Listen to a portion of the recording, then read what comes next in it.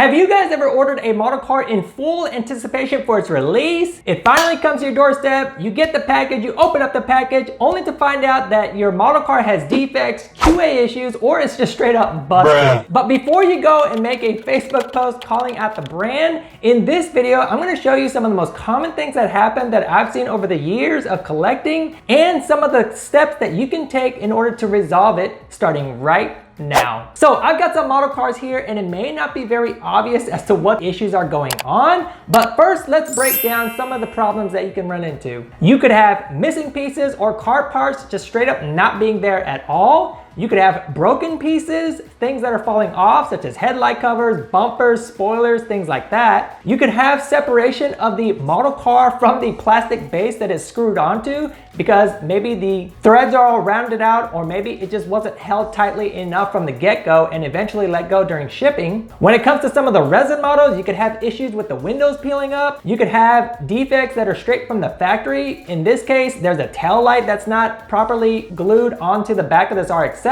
Missing decals that are maybe in the wrong spot. Broken wheels, some of the details that maybe don't match the pre-production photos, and now you've got the final product. Broken cases, and the list goes on and on. But now that you know some of the problems that you're faced with, what are some of the steps that you can take to get it resolved? Step number one that I advise you guys to do is try to repair it yourself. Now, in some cases, it's gonna be impossible to repair, right? If you've got a cracked case or things like that. However, if you've got a spoiler that's fallen off, or a lens that fell off, or a wheel that fell off, sometimes those things are repairable. And although I know, hear me out, why am I having to fix a problem that didn't happen during my ownership? Well, sometimes we wait for these model cars for a super long time, and sometimes it's not something that's also readily available as a replacement. So in these cases, it is actually easier to just fix it on your own. And big shout out to the people that do take care of it on your own. So shout out to those guys. And actually on the back end of things, fixing a model on your own is actually a very common practice. Us as hobbyists, I think we've been through it enough that some of us are used to fixing the models because it's not that big of a deal. Now, to some of the new collectors, it may come as a surprise and things like that. But the simple fact is, if you waited this long, you've got some skill and talent in fixing something small like this, just go for it and get it done. Now, the flip side to repairing it, you can also ask for maybe a small credit on your next purchase, or they can give you a small refund. So it actually works both ways.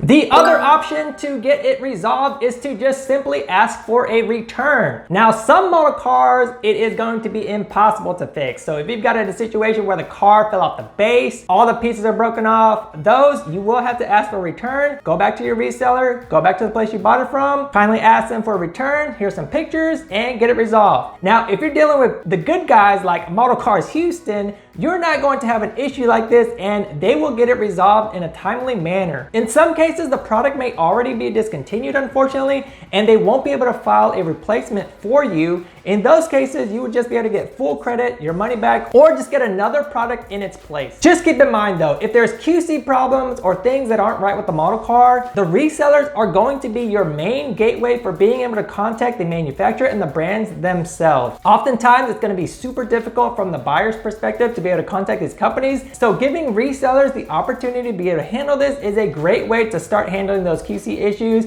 They will note it, they will take care of it, and go from there. This is all about working together. This is all about solving the problem. The reality of getting into collector grade model cars is that all models cars are made by hand, each individual one. So you're always gonna have to get that 1% chance, or maybe less than that. Someone is going to get their card pulled, unfortunately, and be the unlucky one. It will happen to somebody. As you can see, these examples here, there's plenty to go around. All different brands are having issues, so it's not just to one brand. So just respect that part of the hobby. Communicate, stay calm, be patient, and all will be good. Question of the day. What do you guys think when it comes to these types of issues? Have you had any issues of your own that you can share down in the comments? Leave it down there so we can all talk about it and see what types of issues are most common. If you enjoyed this video, you can check out some other videos in the next slide. I will see you in that video or my next video.